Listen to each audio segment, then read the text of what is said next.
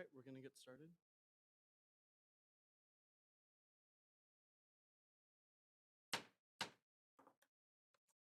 A, meeting opening. A1, call to order.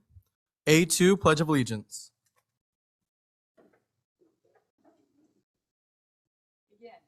I pledge allegiance to the flag of the United States of America and to the republic for which it stands, one nation, under God, indivisible, with liberty and justice for all.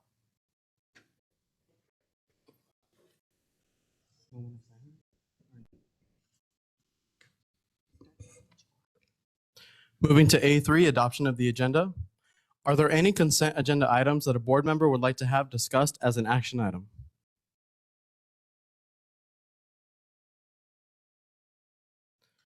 Hearing none, do I have a motion that the governing board adopt the meeting agenda? I move that we adopt the agenda. Thank you, Mr. Solorio. Do we have a second? I second. Thank you, Mr. Oropesa. All those in favor say aye. Aye. Any opposed? Motion passes. Moving to B, information items. B1, Alhambra Foundation for the Future AFF Scholarship Recipient. Alhambra Elementary School District and the Governing Board would like to recognize and congratulate the 2022 Alhambra Foundation for the Future Scholarship recipients and Mr. La Liberty.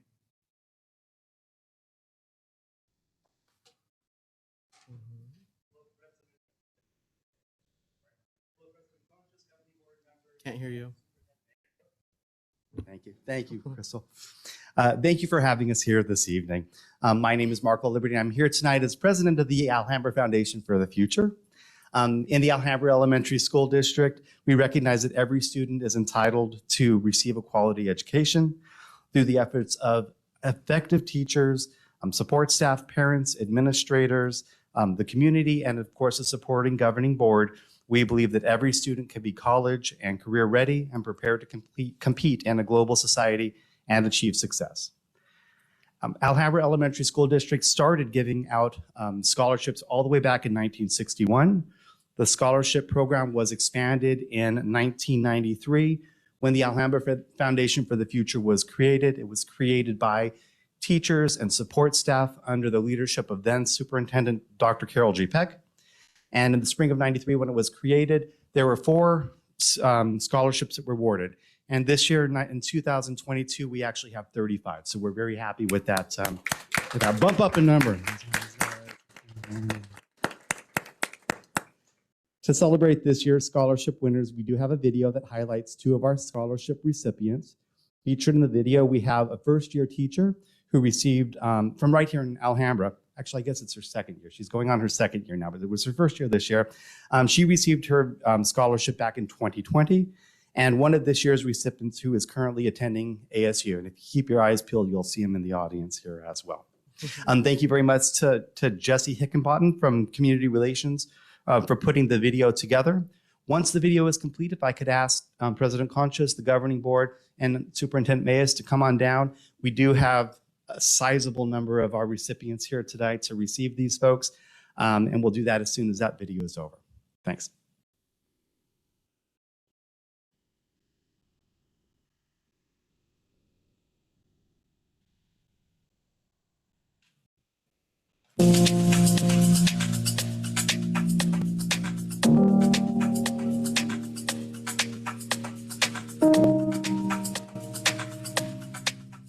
My name is Gabriela Hernandez and I work at Barcelona Elementary School. I'm an 8th grade science teacher and I was a former recipient of the AFF scholarship. Hi, I'm Ethan Kibsey. I'm currently a junior at Arizona State University, Tempe. I'm studying finance and I'm hoping to graduate in May of 2023. I went to NAU. I graduated winter 2021 and I got a bachelor's degree in education. So after I get my degree, I really hope to go into the field of asset management or portfolio management, something within the quantitative field, working with a programming system such as Python or C++. I find that really, really interesting, and I'm just looking forward to the future of what it can bring to the financial industry. There was a teacher, her name was Miss Flora. She was over there at ETS. I promoted there. And she was their 7th, 8th grade science teacher. She was the one who ignited science for me. I just saw how much fun she had with science, and she always made it so fun. She was always so dramatic and enthusiastic. It was wonderful, and I was like, I want to do science. So here in Alhambra, I went to Catalina Ventura for K through 3. And then for 4th grade through 8th grade, I went to Alhambra Traditional School. My particular teacher that made an impact on me would have to be my 3rd grade math teacher, Miss Roberta Perez Gloria. She was the person who really sparked my interest in mathematics and trying to apply these equations to real world applications. I would like to say thank you to the AFF. They're super helpful. Anyone who can and who is able to, I highly recommend you do apply for the scholarship. It actually does help. It can help with books and the simple things that you don't want to pay for in college. So that's what I was super thankful for. But thank you. Yeah, I'd love to say a few words for the people that contribute to AFF and make it possible. The AFF scholarships do help me cover books and my extra tuition expenses that the university doesn't cover. It is such a great opportunity for students like me and every kid who graduates from Alhambra Elementary School District. It really just helps us, give us some peace of mind in affording college and being able to attend a university to get a degree and to pursue a dream in life.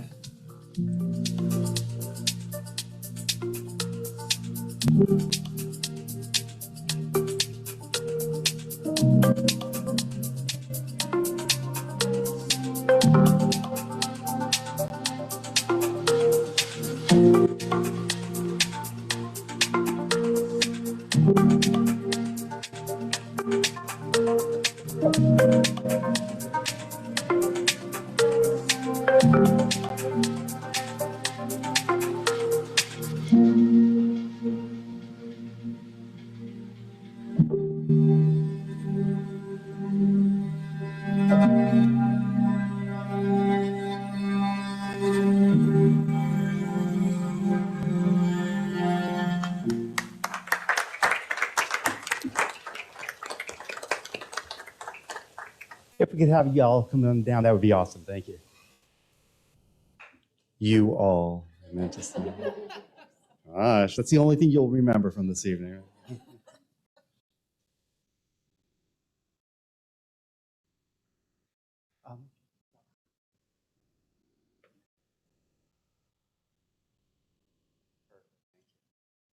Okay, guys, I didn't have a chance to put you in order, but just listen for your name, and we've got you right here. Once you're done, what we're going to do is we're going to have you come circle right back so that we can then, as you're done, we'll take one big group photo. Parents, I know that, first of all, we should probably really recognize the parents and the friends that are here, right? It's never done alone, so thank you all for being here. If you guys are all pretty good seats, but if you want to get up and take pictures, this is doing, please don't be shy about it. Come on up and snap as many pictures as you want. And then everybody, when we're done, we'll have you come back up. We'll take one big group photo, okay? All right, so first up, we have Adriana Jamarillo. She'll be going to Arizona State University, studying nursing, and Adriana went to Granada East. Next up, Aisha Omer. Aisha is going to Arizona State University, will be studying mechanical engineering, and went to Montebello. Next up is Carlos Vasquez. Carlos is going to Arizona State University, is studying advertising and marketing, and went to Barcelona. Next up is Ethan Kibsey. Ethan, went to Arizona State University, is studying finance, and went to ATS. And he was also in our video. This is Ethan. Next up, we have Harley Noble.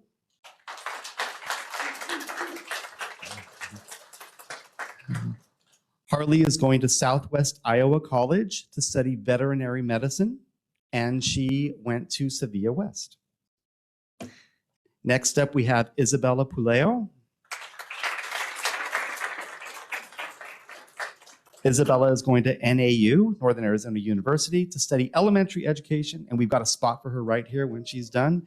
And she went to Alhambra Traditional School. Next up is Isabella Valle. Isabella is going to Glendale Community College, is going to be studying secondary education. Yes. And she went to Catalina. And next up, we have Jan Laguna Segura. Jan is going to Phoenix College. He's studying nursing, and he went to Sevilla West.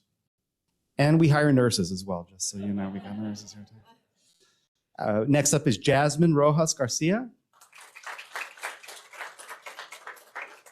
Jasmine is going to Gateway Community College and is studying nursing and went to ATS, pardon me. Next up is Lisa Garcia.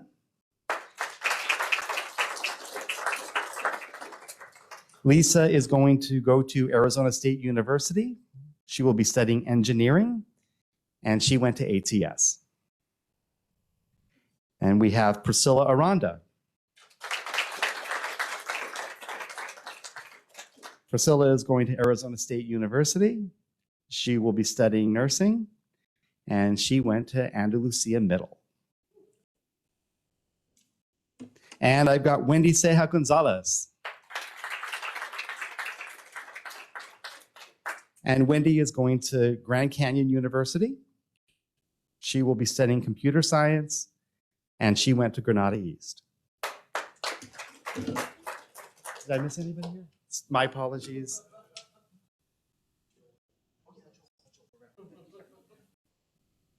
I have to apologize to Joel. I'm sorry, Joel. My apologies. We've got Joel Barrera Sandoval. Yes. Joel is going to Gateway Community College. He is going to be studying to be a surgical technician. And he went to Catalina. Okay. Big round of applause for all of our folks here. Okay. We're going to move this table, try to make room for everybody so we can get one big group picture. Come on up, everybody.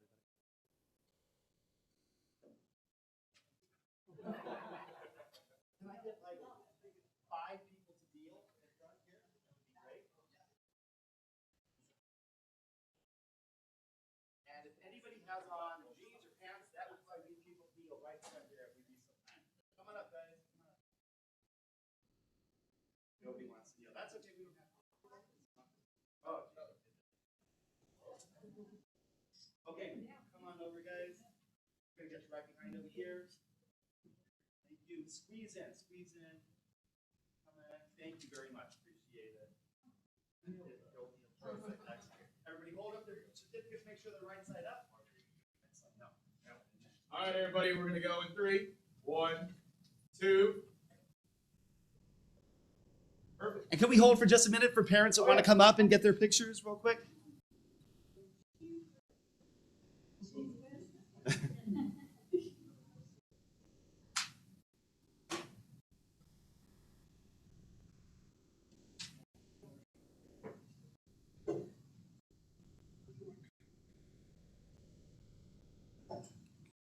Thank you, everybody.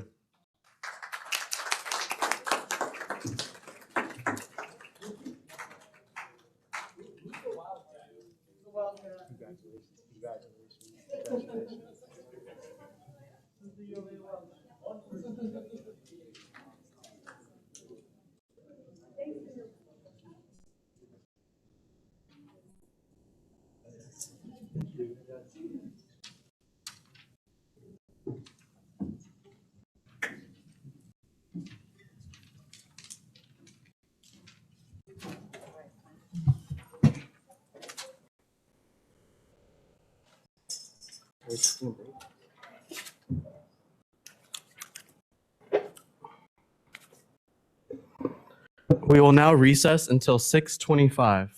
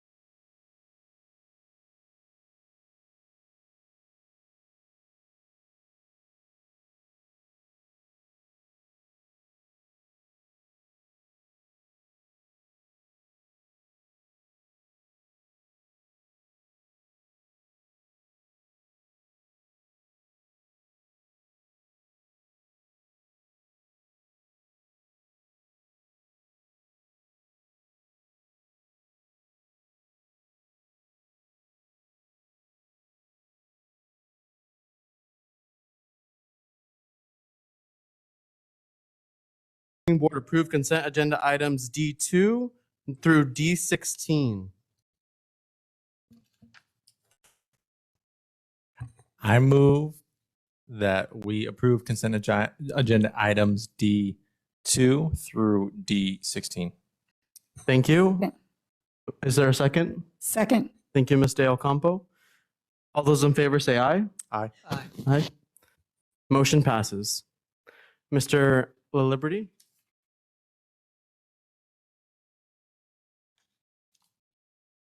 Thank you, President Conchas, Governing Board, and Superintendent Nez. Upon your approval of the consent agenda items, we are very proud to announce that we have our newest OC among us right now, and that is Miss Gretchen Noble. Miss Gretchen, hi. Miss Noble is on her 25th year here in the Alhambra Elementary School District. She comes to us most currently from a district academic coach where she was supporting new teachers, which will come in perfectly well with her new job. Without further ado, our newest OC, Gretchen Noble.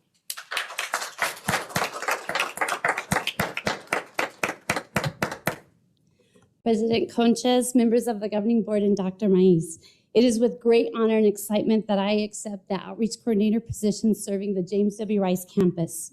As stated, I started my teaching career 25 years ago in the Alhambra district. Sorry, I wear my heart on my sleeve. But my journey started before that. I am a graduate of Andalusia. A few years have passed since those days, but that community has a special place in my heart. My grandmother taught there. My mom, aunt, and uncle, and my sisters who are in the audience also promoted from Andalusia as well. I have been able to serve in various roles for the past 25 years where I have taught general education 4th through 8th grade, taught kinder through 3rd reading groups, been part of a leadership team where I served as the ELL coach and data coordinator. I furthered my education and became highly qualified to teach physical education, and an opportunity was presented where I could also include art and music in that to both our gen ed population and our special ed population. The pandemic brought new challenges, and I was able to take my knowledge of special area standards and combine that with my tech skills and support our teachers and students by creating online curriculum for our district in the distance learning. This past year, I was able to serve in the role of a district academic coach with an emphasis of supporting our new teachers, mentoring them as their first year in education, alongside working our Ed Service Department carrying out initiatives. I feel that each of these opportunities has helped me grow and prepare me for this next adventure in my life. I would be remiss if I did not thank my family who's in the audience. My husband and 2 of my 4 kids are here. My oldest couldn't make it. She is working, and my son is serving a Spanish-speaking church mission in South Carolina. But I have my husband, John, and daughters, Harley and Hemi, who are here today. I also need to thank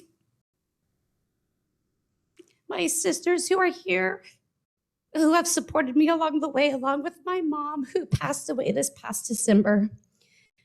My sisters spent many hours entertaining and watching my children so that I could continue my education and getting my master's degrees in both elementary education and administration and leadership.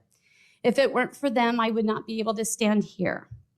I am standing here today because of the support of those sitting behind me along the way. Thank you for continuing to believe in me as I serve in this new role. It's like a full circle. I am now able to go back to the community who gave me and my family so much and continue to pay it forward. I'm excited to be a JWR Jaguar again. Thank you.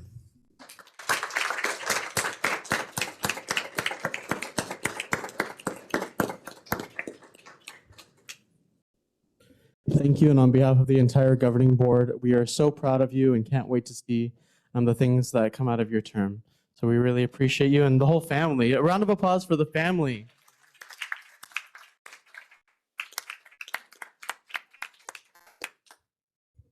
Thank you so much.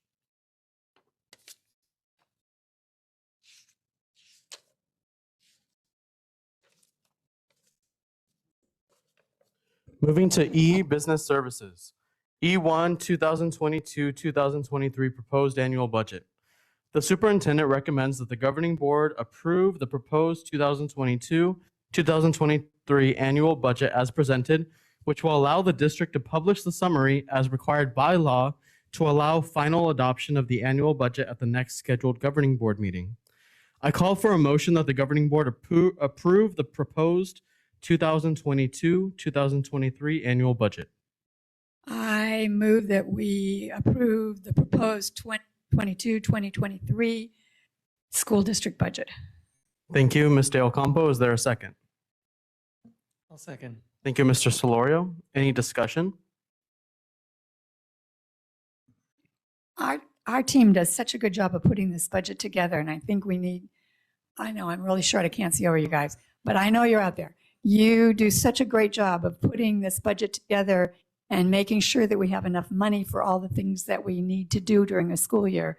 It mystifies me how you have some magic crystal ball where you can figure out what monies and how much should be in each line. And at the end of the year, we come out where we need to be. You do a great job, and I applaud you for all the efforts that you and your team put into this. Thank you. And I'd also like to echo those sentiments. This budget proposal shows our values, and it's something that, of course, we do need more funding, but the dollars that we do have, I feel like we are using it in a good way, and that's thanks to our superintendent, the leadership team, and all the folks who work every single day to ensure that our finances are in order. And one thing I'd like to highlight is, and this is just a proposal, this is not the final one, but in here it says a percentage increase of average teacher salaries, and that's at 4%, a 4% increase. So that's just something to highlight that here in Alhambra, we care about our employees and we care about our teachers, and we want to make sure that we're supporting them financially as well. So with that, all those in favor say aye. Aye. Aye. Motion passes. Moving to E2, grant from Local Initiative Support Corporation. I call for a motion that the governing board accept the award of $250,000 grant from the Local Initiative Support Corporation for an athletic facility improvements at James W. Rice campus. I move that we accept the grant from the Local Initiative Support Corporation to fund the improvements at James W. Rice. Thank you, Mr. Ocampo. Is there a second? Thank you, Mr. Oropesa. Any discussion? I'd like to thank those who applied for this grant and received it. This is also showing that we are seeking money out from the community and from different organizations, corporations, because we know that we can't do it alone. So for all of you who worked on this grant and got it, thank you so much and congratulations. All those in favor say aye. Aye. Aye. Motion passes.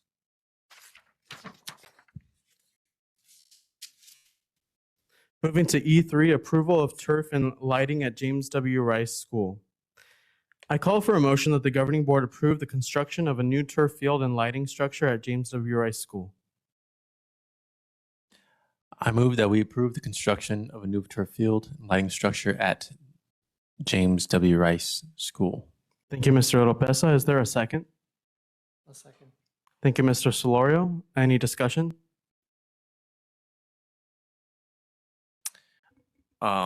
Just congratulations to James W. Rice. They're getting an upgrade, huh?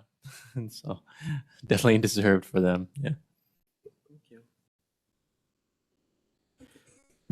One of these, this project in particular is very close to my heart. I remember the exit meeting that I had with Mr. Islas and the first meeting that I had with Dr. Mayas. I asked about the field at James W. Rice. And as you can see, a whole year later, it's being proposed on the agenda. So this just shows, and I'm not saying it was me or my idea, I'm saying that this is what happens when we have leadership that has a vision and leadership that knows how to get things done. So I really appreciate that. And also understanding that I've learned from the superintendent and her team that there are some safety issues that this construction of a new field will hopefully alleviate.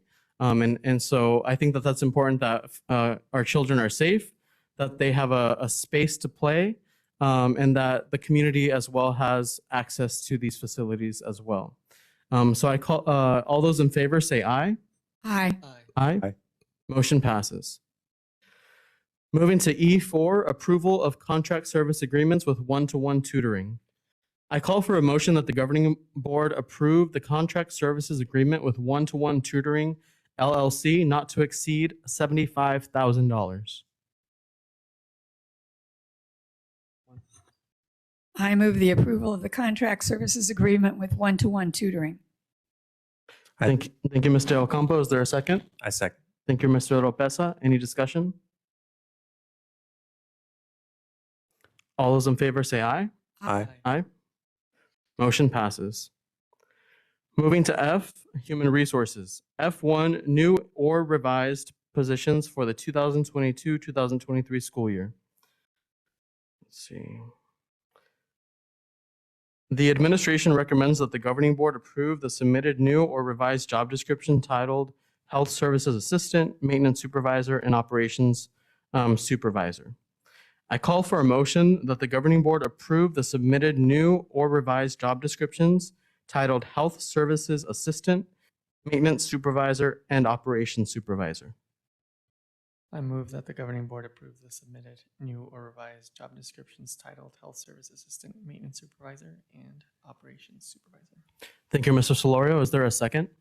I'll second. Thank you, Ms. De Ocampo. Discussion? I have a question. What about the support salary schedule? That's a separate, we're going to move that separately? Who would answer that? There's a fourth thing listed here, and it's the support salary schedule. Adding those, okay, Oh. okay. Okay, so I do have some comments. And I will say that Claire Perry called and answered my questions, but I will ask them again because I think it's, not everybody has the opportunity to ask the questions, and some of the people out there that are listening might have had the same questions. I understand that the proposed health services assistant job description is replacing a person who left. I was a little bit unclear. I was a little bit concerned because nowhere in the job description does it say that the person needs to have any knowledge of health-related areas. It seems to be mostly a clerical position. And when I asked that question, that was what was explained to me, that this is really not someone who's going to help with the medical needs.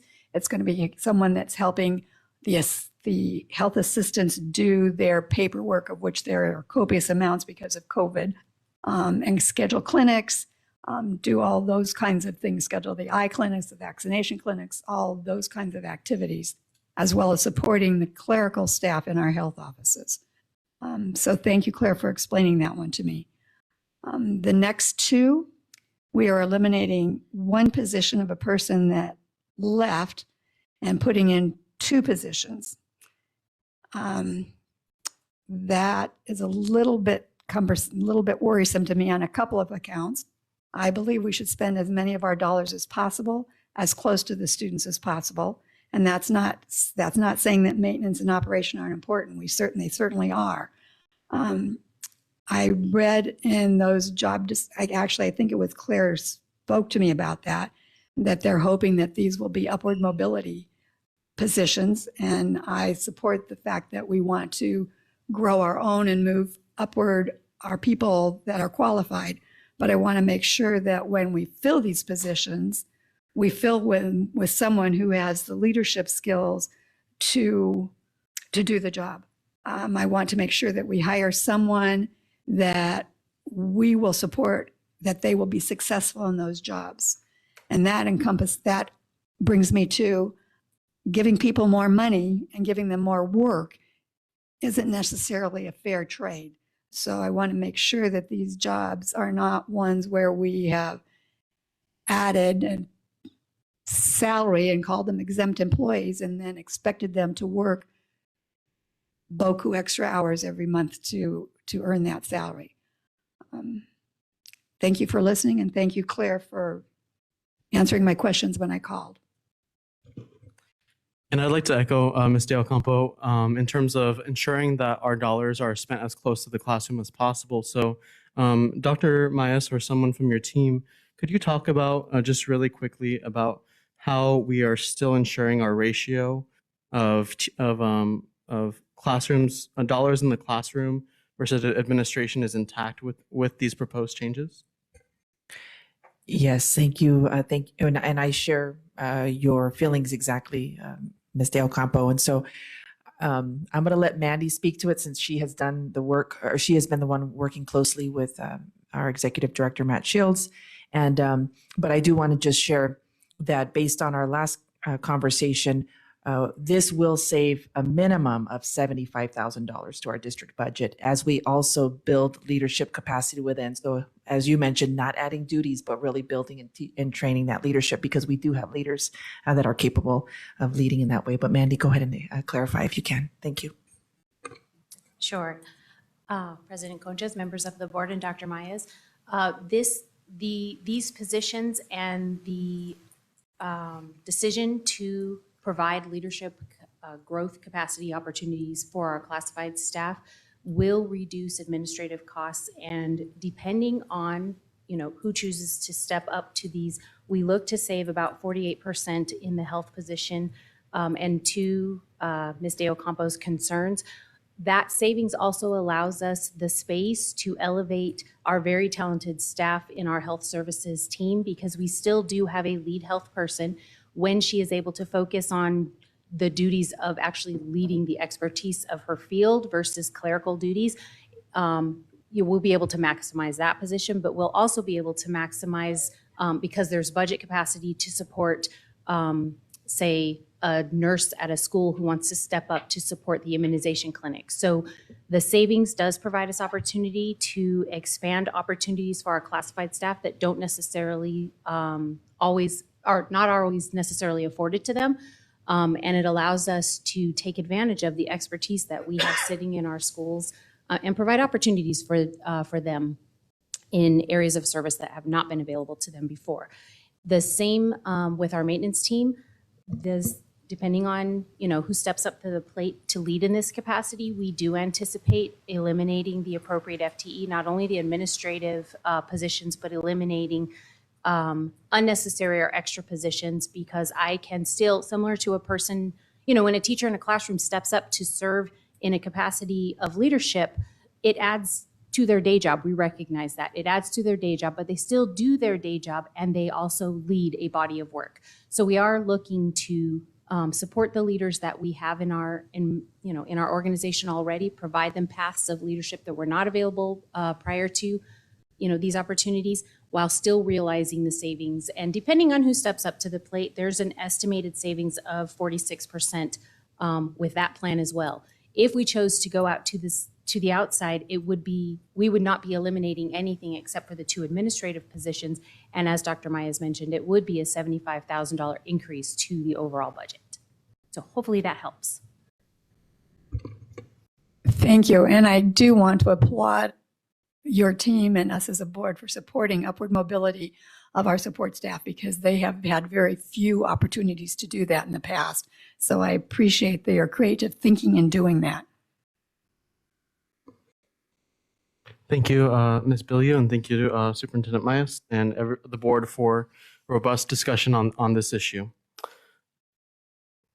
All those in favor say aye. Aye. Aye. Aye. Motion passes. Moving to G, board policies. G1, temporary suspension of governing board policy BGB. I call for a motion that the governing board approve suspending policy BGB regarding the first and second readings for policy adoption. I move that we approve suspending policy BGB regarding the first and second readings of policy adoption. Thank you, Mr. Oropesa. Is there a second? Second. Thank you, Mr. Solorio. Discussion? I know that the reason we have 2 readings is, from my perspective, that it gives you a chance to look at them one time and then go back and look at them a second time. And oftentimes, if I look at things more than once, I see things I didn't see the first time around. So I'm curious as to what is causing us to suspend this policy of 2 readings and go to 1 and adopt with these policies. Yeah. Yes. The reason to suspend temporarily at this time is because the following policies up for adoption are time sensitive for the beginning of the new school year. Perfect. That was what I needed to know. Thank you. And so just to clarify, these are the next 3 items are exactly what we are suspending for. Right. And also just want to emphasize that this is a temporary motion. And so if approved today, then it wouldn't carry on to the next meeting. Does that make sense? Okay. Any other discussion? All those in favor say aye. Aye. Aye. Motion passes. Moving to G2, first reading and adoption of policy IJNDB. I call for motion that the governing board approve revisions to policy IJNDB, which is titled Use of Technology Resources in Instruction. I move that the governing board approve revisions to policy IJ and DB. Thank you, Mr. Solorio. Is there a second? I second. Thank you, Mr. Oropesa. Discussion? This policy is being proposed to fix a problem that parents had when checking out technology resources. And so I was speaking to the superintendent about issues where there may have been multiple places for people to initial or multiple places for people to sign.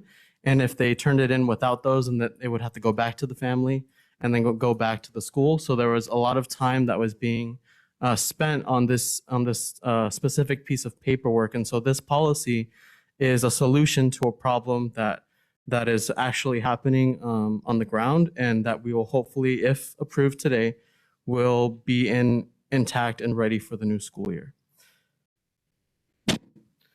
All those in favor say aye. Aye. Aye. Motion passes. Thank you.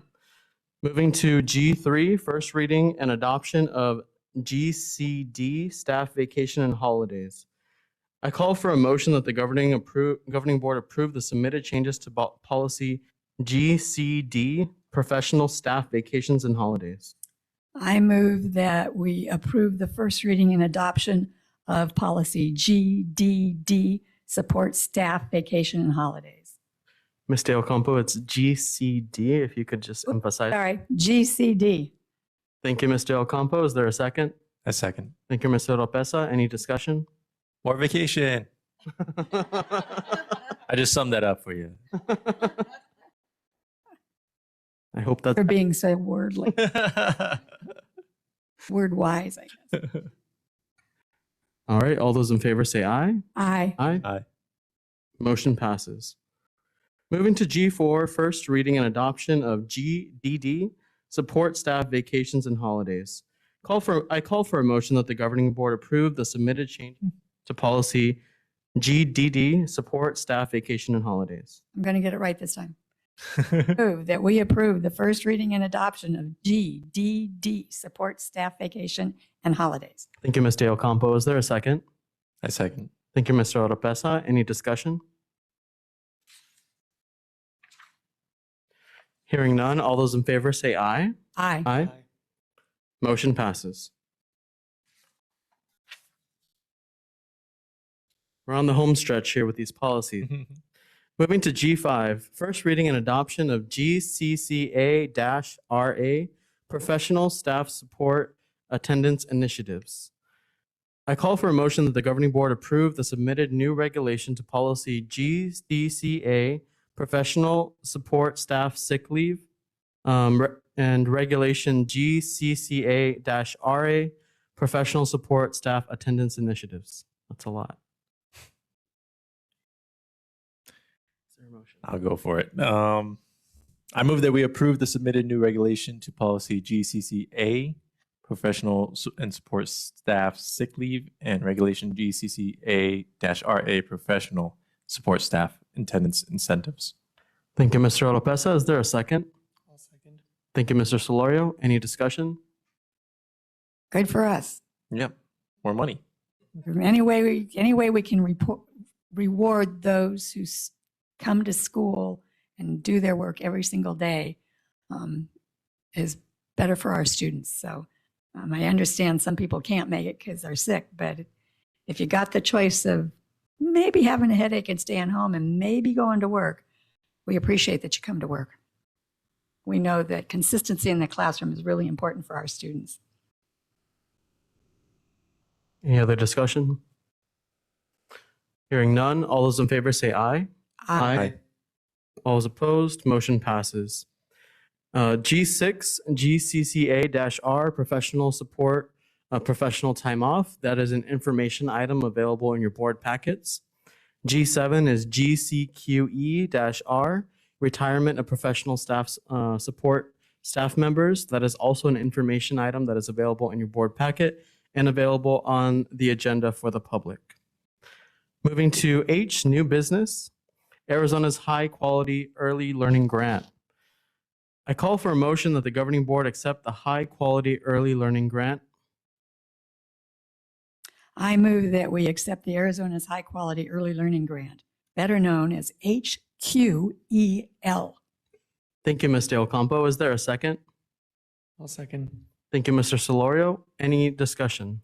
Yay for us.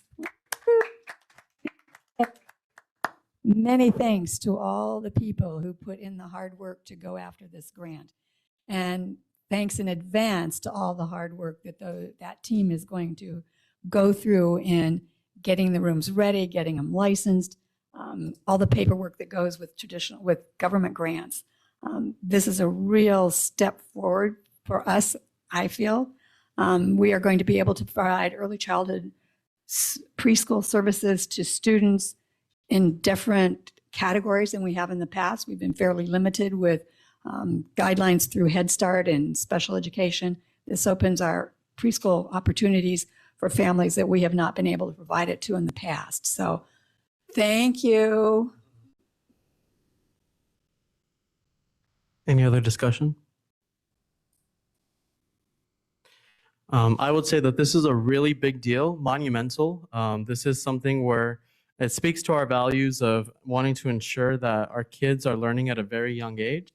But it also shows the tenacity and the hard work of all of our staff who have filled out these grant applications. I'm not a grant writer, and there's a reason for that because these things are really difficult. So I really applaud the folks that have applied for it and received it. And just for the public who may not know, the award total amount for the Alhambra Preschool Academy is about $959,833. The award for the Granada is $959,833. The award for Sevilla is $1,919,666. Westwood, $959,833. So that's over 3.5 million. And please don't quote me because I'm not a math major. But I think it's a great deal, and just want to say thank you once again to the superintendent and your entire team, and all the folks, especially in the audience, who brought this to us. So without any further discussion, all those in favor say aye. Aye. Aye. Aye. Motion passes.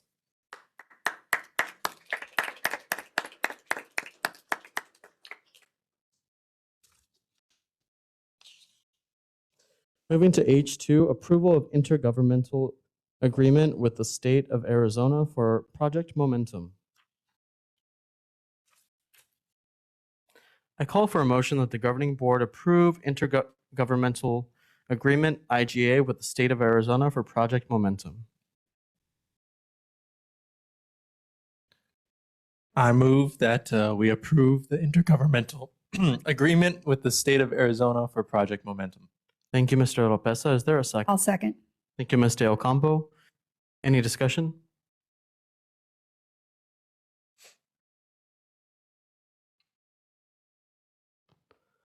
This one is also a big deal, and it has the ability to provide us lots of funds for our staff and lots of funds for our school district. Without hearing any other discussion, all those in favor say aye. Aye. Aye. Motion passes. Moving to the approval of gifted scope and sequence. And we have a presentation from Ms. Cremona.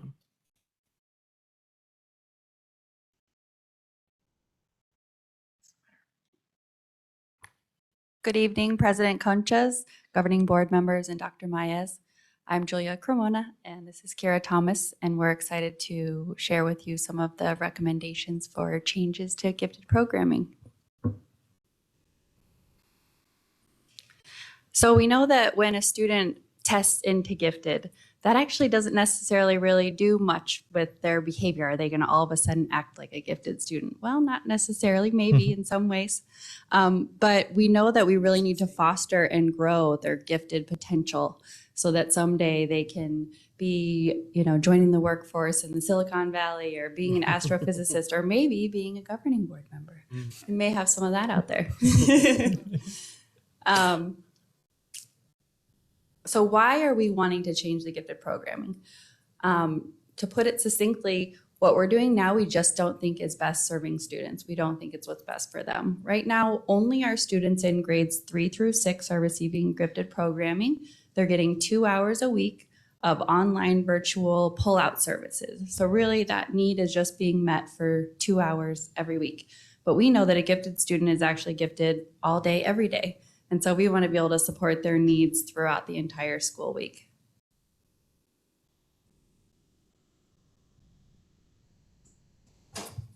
So as we learn to become better at providing interventions for our students that need the support, we also can't lose sight of the students that are at the higher side of that bell curve because they still need some support as well.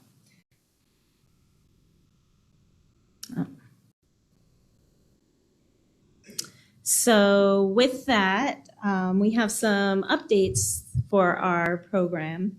After collaborating with neighboring districts and researching and aligning our equitable practices, we've lowered the percentile that the student needs for qualifying into gifted services. The state requires 97%, but we are able to lower it so that our students have equitable access to those services as well. So we've lowered it to 89% in the percentile range. And there's some links in there. If you have access to this, you can access some of the links that detail this a lot more and show some of the documents as well. But we are going to next year start having a gifted instructional learning plan. All students that qualify for gifted services in all grades will have goals and objectives that we'll work on with the teacher. The teachers will receive regular support meetings with the gifted facilitator, which right now is me. So I'll be meeting with them regularly to help with the gifted instructional learning plans, as well as any instructional support that they need. Another area that we are going to improve is in that gifted instructional learning plan. We will be providing progress updates to the parents twice per quarter, once at midterms and another at when report cards go out. We'll also, the last two major updates kind of go hand in hand. We are enhancing our referral process. Right now, it's kind of haphazard and sporadic. The school psychologist will send out, hey, we're testing for gifted. Teachers, send your referrals in. And we haven't really captured a lot of students. If we want to improve our program, we have to have students participating in that program. So we're going to have, on our website, we'll have parents can refer their students if they feel that their students are needing that support. And then next year, we are going to have the teachers, the students are going to be offered 3 windows for testing. So we will test all grade levels K through 8 next year, whereas this past year and in years past, we've only tested grades 3 through 5. So we'll be widening our audience for testing, and that will improve getting students into our program. And then At the beginning of each of those windows, we will also be having teachers fill in referrals on all currently enrolled students, so we can capture those students, and the school psychologist will help field some of those. And then any new student, we have a new system. When we receive a new student, we are going to have a referral be part of the enrollment packet, so that, just similar to the 45-day screening, so that we can capture those students that are newly enrolled with us as well. Also another thing that we're looking to, with the increase in referrals, we are looking to go from paper and pencil testing to an online testing, so that we can also be a little more efficient with our testing and scoring. So with all these improvements to our program, we'll better nurture and grow the gifted potential of our students in Alhambra, and we will also improve our practice of referring and identifying students into our program. And that's it. So thank you for your time. Any questions or comments from governing board members? Yeah.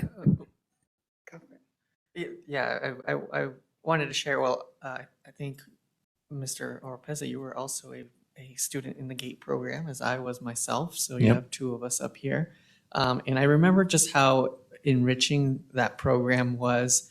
I was plucked out of my classroom in second grade, which means I was, how old, 8 years old, 7 years old? Seven. And I happened to be good at taking tests when I was that age. And because of that, I got to go on field trips, got to work on special projects and programs, lots of hands-on stuff, got to meet professionals, got to do special career fairs, got to go visit, I probably spent time at 4 different work sites and meet students from all over the district. I was really fortunate to have experienced that, and seeing that you guys are kind of opening that window of folks who can experience, or students that can experience that type of educational experience, is something that I think is really, really valuable. I think test taking doesn't really signify how gifted a person can be, especially at 8 years old. Having that way to get some of these kids who may be talented in their own right, maybe not necessarily stellar test takers are among the best in their school at test taking, but still providing them this educational opportunity, I think, is something that's amazing. I'm glad to hear that the program has moved in this direction. And just wanted to thank you for your diligence and restructuring this program. So as you said, it grows to impact more students. Thank you. I have questions. So the testing, how do you assess whether these students, it did say that in here, but I'm going to ask it out so you can publicly state the tools that you use for the assessment? So we use the COGAT, COGAT. which, yeah, so that one tests for the verbal, nonverbal, and quantitative. And then we occasionally use a follow-up of the NNAT if they maybe Okay. had a borderline score, and that one is just nonverbal. Okay. And then you talked about this being currently grades 3 through 8. Is that what I heard? 3 through. It is currently 3 through 5 that gets tested. That's what we've done this previous year and years past. Moving forward, we're going to be testing K-8. And for K-2, we will probably rely more on the NNAT because it's nonverbal. Right. That And makes also sense. for Valencia, we're planning to use the NNAT Oh. because that will probably capture some of those students as well, being that the test is heavily weighs the nonverbal skills. Which was going to be my next question. How are we meeting the needs of those students who are English language learners? And I think you just answered that. So now what about the students that are twice identified? How are we assessing students that fall into that category, our special needs students? So that has been a real rarity in our district so far. We haven't been scooping up a lot of those students. So I think it really is an area for us to look at. Oh, you need to be looking at that. I'm embarrassed if that's a rarity, then I'm embarrassed. Yeah, it has been. But I think just like you were saying with the nonverbal, sometimes if we have a student who may have a speech language impairment and they might not be as likely to do well on the verbal part, maybe more of a skill in the quantitative or nonverbal, we can hopefully get them scooped up. And another thing we were wanting to do is a mass testing of second graders. So this year the state actually offered a grant to be able to do that, but we just knew our programming needed to be moving in a different direction first and improving. And so we're really hopeful and thinking that in the spring, we should be able to do that mass second grade test. So no referral needed, every single student tested to see if they may have those gifted abilities. So at some point after school starts and you finish the testing, I'm going to want an update to see how many students are qualifying. And I'm going to be specifically looking at the special education, and it makes it sound like a threat, but I don't mean it to be that way. I just know that those students are out there, and you and I both know they're there, and we need to provide them the opportunities as well as the other students. And I'm including the English language learners in that group. So I'm a little bit unclear. I saw the plan, which looks sort of like an IEP.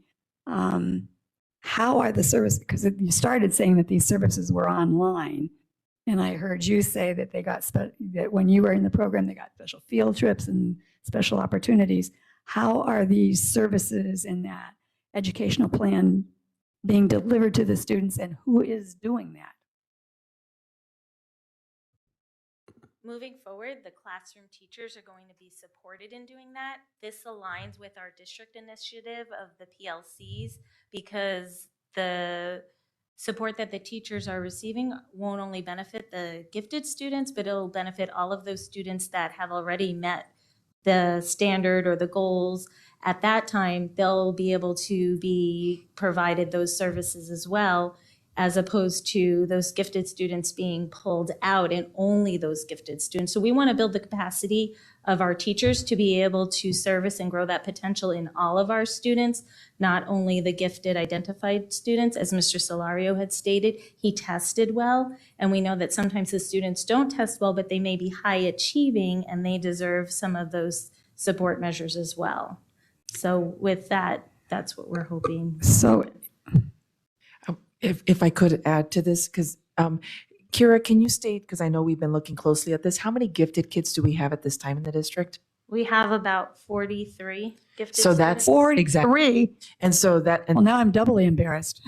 that's why we've been working together, is because that's my greatest concern when I think about. Shame on me for not paying more attention. And I'm sorry. We are under identifying kids, and our program really declined over the years. And so right now we're working collaboratively, really learning and doing all that we can to grow the program and provide multiple opportunities, not only with opportunities on site, similar to what Mr. Solorio explained. And so, but again, our biggest issue right now is we need to identify the kids because we know they're out there, and then continue to intentionally plan to increase the opportunities we provide for them and enrichment. Now, I heard that you were giving support to the class, because that's one more thing on the classroom teacher's plate. What does that support look like that you're giving to those classroom teachers? It would be any instructional strategy support to professional learning. We've partnered with Washington Elementary, who also offers some professional learning for gifted students that they can participate in. So it's just going to be meeting with them on a regular basis and aligning their instruction with the goals, providing feedback. So what I'm hearing is it's all going to fall on the plate of the classroom teacher. And we don't have gifted teachers. I mean, all of our teachers are gifted. We don't have teachers of the gifted. So Kira, we right now, Kira is taking on that role. And again, because we only have 40, Yeah. The fact is there's a lot of learning. And so a lot of initially what we're doing is professional learning for teachers. And so really, and even trying to grow their, like even with the certification requirement. So right now, that's what Kira's really been working on, is exploring and seeing how our teachers can learn together, because back to what they were saying, the kids are gifted all day long. And so even with the pullout that they were having, it wasn't meeting their needs all day. And teachers, and it is a part of our teacher responsibilities to differentiate. And the work that we're doing right now is really supporting that. That's true. That is their responsibility to differentiate. And I am not supportive of pullout, so don't misunderstand me. And my responses are not criticism. I applaud what you're doing, and it sounds like it's well past time that we should do it. So thank you for taking on this challenge and moving us forward. It's sounds like it's something we really needed to do. So thank you. Thank you. And I echo the sentiments of our governing board. Is thank you for bringing this to us and to our superintendent and to the entire team, understanding that there's a need and we need to change and we need to do something differently. And also emphasizing, that compassion for our teachers that we, a lot of times, especially the governing board, will approve new strategies or new initiatives or new programs or new testing. But understanding that we're doing it for our kids and we're doing it so that they can excel and be the best that they could be. And so in the future, I'll speak with the superintendent about maybe getting a more regular update from you all about this, because I think that we're very invested in this, and we're very curious about what's happening. And it seems like something that we could love to hear from you more about in the future. Okay. I do have a quick question. I'm sorry. The state requirement for 97%, is that referencing our district population and 97% of our district? So really what that is that's what the state is willing to fund. So we Okay. get additional funding for every student who tests at 97th percentile or above, but we're still allowed to drop down to that 89th percentile and still give the services. We just don't get that extra little bit of money from the state. Okay, so like say for 10,000, we have 10,000 students, something like that. We're saying up to 300 they would support. Is it testing within the district or is it testing? So district-wide, just any student who in any three of the areas, if they qualified at 97th percentile and above for verbal or nonverbal or quantitative, the state just gives us an extra little chunk of money for that student. If I can clarify, it's how they score on the assessment. So they have to score at the 97th percentile on the assessment. On the test. But we know Okay, so it's not, Yeah. not weighted. It's each child will be assessed and then they have to score to qualify and for us to receive the funding. But just all the research shares that just how much language impacts IQ and even poverty. And just there's a lot of research that goes into it that says that if kids are scoring at the 89th percentile, they truly are still gifted. And so we want to know who those children are so that we can be accommodating for them and providing the enrichment they need to. Does that make sense? Yes. Okay. Yeah, that makes sense. Thank you. I wish this came out 20 years ago. I failed when I tested in 4th grade. And then I tested again in 5th grade. But shout out to, Mr. Jungle, my 4th grade teacher. He was awesome. He pulled me aside. I failed and he came and consoled me and encouraged me that I wasn't dumb. And so thank you, Mr. Jungle. I made it. Thank you. Hearing no further discussion, all those in favor say aye. Aye. Motion passes. Moving to I, comments and communications. I1, comments from governing board members. Just a quick comment. It's always great to have our former Alhambra students who have succeeded in high school and now going to higher education come visit. It was only the last meeting where we had our students promoting some of our high performing students. So hoping that they stay in touch and that we can track them to make sure that they get the money that will support them through college the same way that these students did. Yes, same here. I was encouraged to see, I think, probably almost triple from last year. That was a great thing. When I was scholarship, I do distinctly remember I had to stay for the whole board meeting, all the boring stuff. So we've gotten better. Yeah, they had to earn their money. But no, I'm just kidding. I'm just kidding. It was great to see them, and I'm full support of that program and its expansion.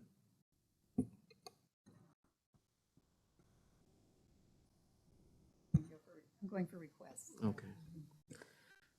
I did meet for a few minutes with the Alhambra scholarship recipients, and I told them they have a job here in Alhambra. We want to make sure that they know that this is their home, this is their community, this is a place that they can come back to after they go and study at the University of Arizona.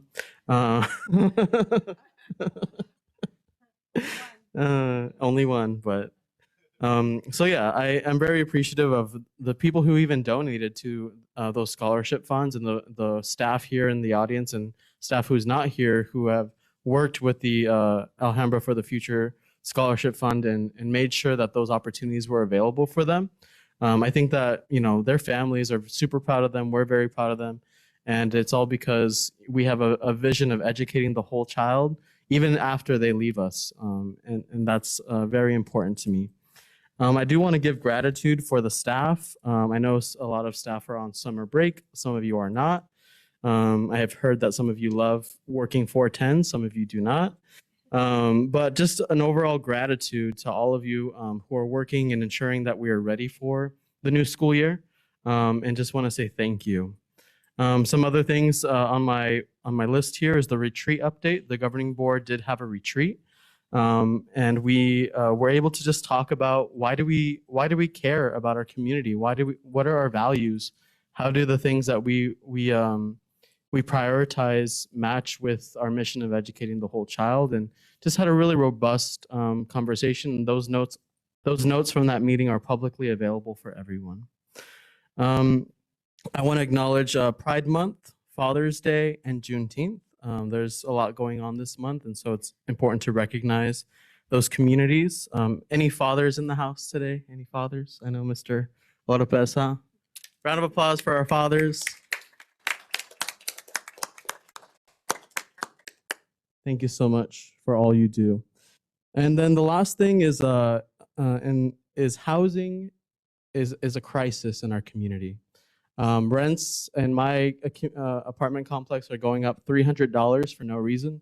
I've heard stories from, you know, other board members where houses in their communities are going up for $450,000, $500,000 a year. And so our communities and our families are being priced out of Alhambra, and it's a crisis. It's something that I know that with enrollment, we always expect a large group of parents who wait to the last minute to enroll their kids on the first day of school. I just want to send out the message is that we cannot expect that, especially with the economic tension that's happening in our communities, and that it's important that we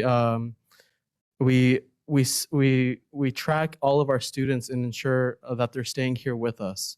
I know, for example, Grand Canyon University, and there's a trailer park there. 100 families are going to be displaced, and 27 of those families have Alhambra students. And so, you know, that's 27 of our kids.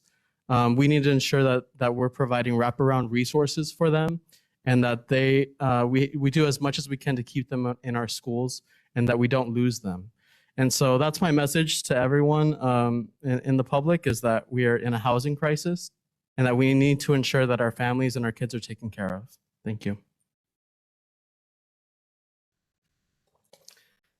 Hearing no other comments, we're going to I2, Governing Board Direction and/or Agenda Item Requests. I have some requests. I am very proud of what we have done with the athletic fields.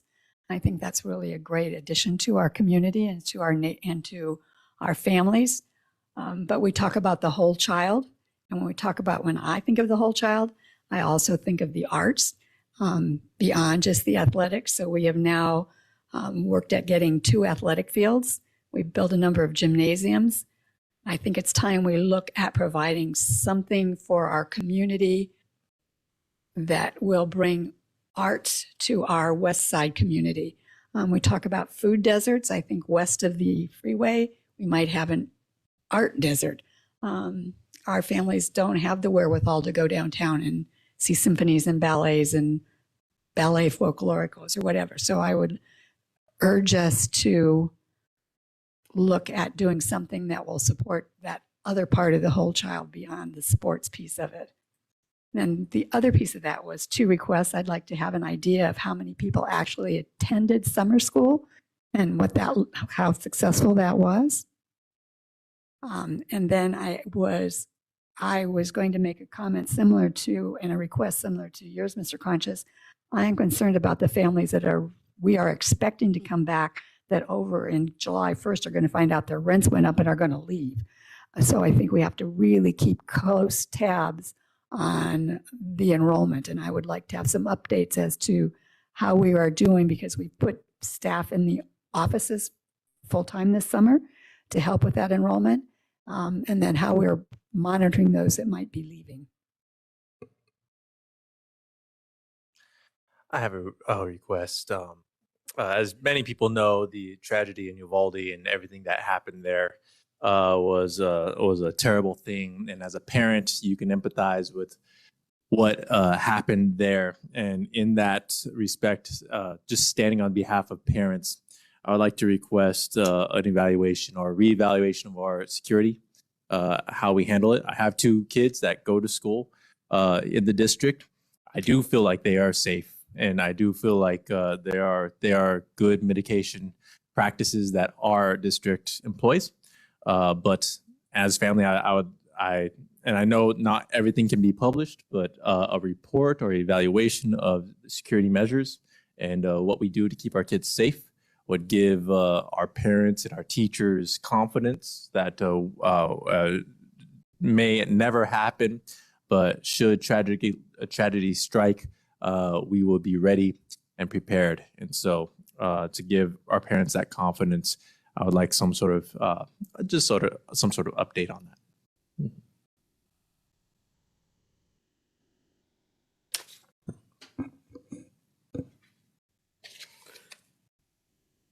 All right. Moving to I3, comments from superintendent and executive team. This evening, we'll begin our comments with Ms. Bilyeu. Thank you, President Conches, members of the board, and Dr. Mayes. To echo your sentiments regarding our celebration of our preschool expansion and also in alignment with our 5YP teaching and learning and whole child, I'd love to elaborate on all of the members of our Alhambra family who are making this expansion possible. So you celebrated the grant applications, and our federal projects team in collaboration with our preschool team applied for and received the 3 grants for this expansion. And the federal projects team has been supporting APA with all of the additional workload of the budgets, the ordering, the project management of the to realize the vision of this new preschool. The new grants will allow us to increase preschool student participation in their home schools, which is a big celebration. I'll echo you. It's a big deal. It's a really big deal. Our facilities and maintenance team is supporting and making sure all of our rooms are compliant for licensing. Transportation, exceptional student services, and the APA staff are also working together to create a plan regarding where every student will attend next year. And our site teams, Westwood leaders, Sevilla East leaders, and Granada West leaders, where the campuses are growing with the addition of the new preschool sections, have been very generous and super flexible as they make their sites and rooms. They just moved away and said, moved out and said, move on in preschool. So that's not an easy feat. That takes a lot of coordination, a lot of effort, and a lot of extra on top of all the other things that we're doing for school. Our HR team is working really hard to fill those new positions. And the preschool team is working collaboratively to plan for the new vision, build in all of the supports for the families and students, and making sure that those learning environments are ready so that our many, many more of our preschool students move on very, very ready for kindergarten. So just wanted to elaborate because you are absolutely right. It is taking a massive village to get this done, and we are getting it done. Also had the opportunity to join the children at Global Academy of Phoenix and Valencia as they participated in their topping out ceremony. And when I got the invitation, I said, "What's that?" Topping out is when they get to the very top row of bricks on the building and they celebrate that they got that far. And we commemorate that moment by allowing our students to make their mark on the building, which is super exciting. It was very cool to see kids knowing that. I don't think I'm old, so they didn't really get, that your name is going to be on this building when you're 53. I don't think they got it. But I really enjoyed seeing how excited they were, and the teams that are supporting that build were super generous to the kids and brought them all kinds of snacks, which they loved the best. They liked putting their name on the plaque, but it was very exciting to see that team come together to celebrate our kids and to celebrate the work that we're all doing to bring something cool to our environment for them. And then we are also very excited as we align with our goals to improve culture, conditions, and climate, that we are bringing back our annual back to school celebration. What's really cool about this, from my perspective, is that we're holding it in the GCU arena, which means transportation doesn't have to work, child nutrition doesn't have to work, technology doesn't have to work. Our team can join as one Alhambra family, everybody be present and enjoy the celebration as an audience member. So very excited about the collaboration that has made that possible. So be looking for your save the date. It's coming your way soon. Thank you, Mandy. And Ms. Gonzalez. Good evening, President Conchas, governing members, and Dr. Maes. So we do have an update on summer school for you, Ms. De Ocampo. We had 1,001, I did. We had 1,168 students attend our summer school program this summer, which is a very solid amount for us. And according to the teacher and parent survey feedback, they very much appreciated the learning that went on. It was focused on our E-line reading, support those foundational skills for our students, and the parents loved the enrichment part of the program of summer school, which was new for us. And, you know, when I was out there watching kids, they were having the best time learning physical skills, art skills, just being able to apply their creative parts of themselves into a fun way. So parents love that. They're compiling the data right now to see the growth of our summer school students, but it looks like most of our students did show growth in their ELA and reading abilities. So we'll get those numbers for you once we have the compilation finished. We've also finished our phase 3 work in our essential standards focus. So we went through phase 1 where all teachers were able to inform, identifying the top essential standards for us. And then we moved into committee work where we got down into the nitty gritty, ultimately to build the final documents that will support our teachers as they plan their lessons, focusing on those core and most critical standards that our kids need to learn. So a document will be coming out soon. Thank you to everyone who has supported this process. Their teachers will, at their fingertips, have the pacing out of each quarter of the essential standards. They're going to have the performance level descriptors. They will have supportive standards. They will also have examples of how those standards will be assessed. So a really nice resource for them. And then to support them as they're doing this essential standard planning for their lessons, we are moving into the next part of our professional learning communities movement. And we were able to see Dr. Regina Owens and kick us off into this PLC adventure. But we also were able to bring our leaders to hear and see Cassie Erkins.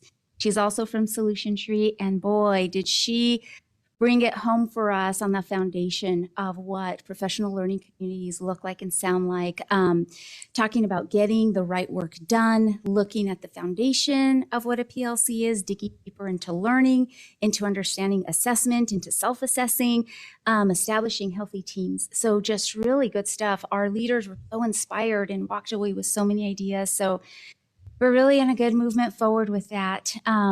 In addition to that, all of our schools have identified who their PLC team leads will be. And so these are the teachers that will be leading and facilitating at their sites, all of this very important work. So our leaders at the school sites are also getting ready for back to school. I know it's only June, but we are so excited and learned so much from this year coming back from a pandemic.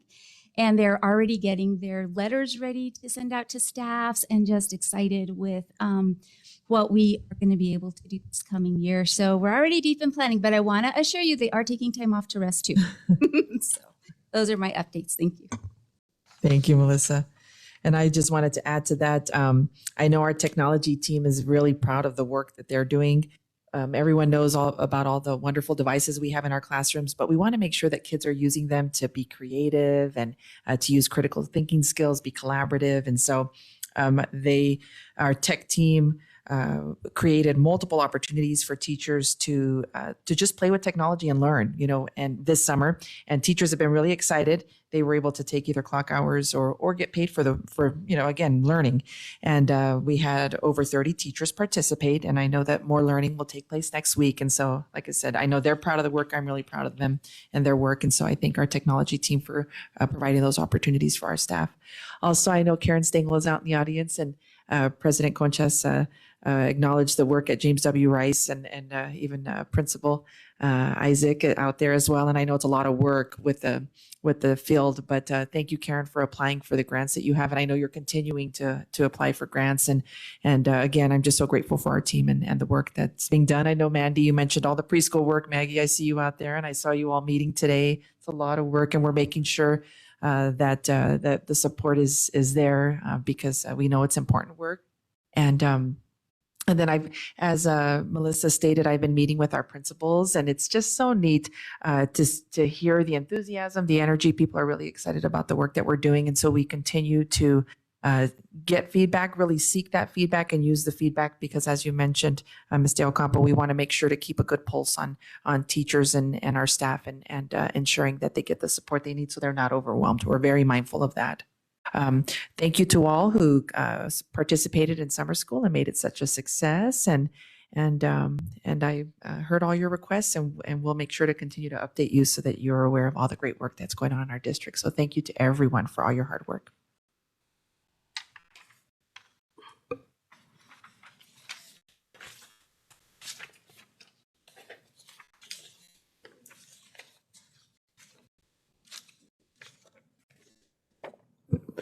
Thank you, Dr. Mayes, and to your executive team. And also just congratulations, your 1 year with Alhambra is coming up July 1st. Meeting closing. J1, next governing board meeting is July 14th, 2022. And we will host an executive session beginning at 5 p.m. I will repeat. On July 14th, we will host an executive session beginning at 5 p.m. The regular board meeting will begin at 6 p.m. J2, calendar of events. The week of July 4th, AESD sites and district office will be closed to the public. July 20th through the 21st, we will host our leadership retreat from 7 a.m. to 7 p.m. to be held at the Renaissance Phoenix Glendale Hotel. August 8th is Meet the Teacher. August 9th is the first day of school for the 2022-2023 school year. J3, adjournment. Do I have a motion to adjourn? I move that we adjourn. Thank you, Mr. Oropesa. Do we have a second? I second. Thank you, Mr. Solorio. Any discussion? All those in favor say aye. Aye. Aye. This meeting is adjourned. Thank you, everyone.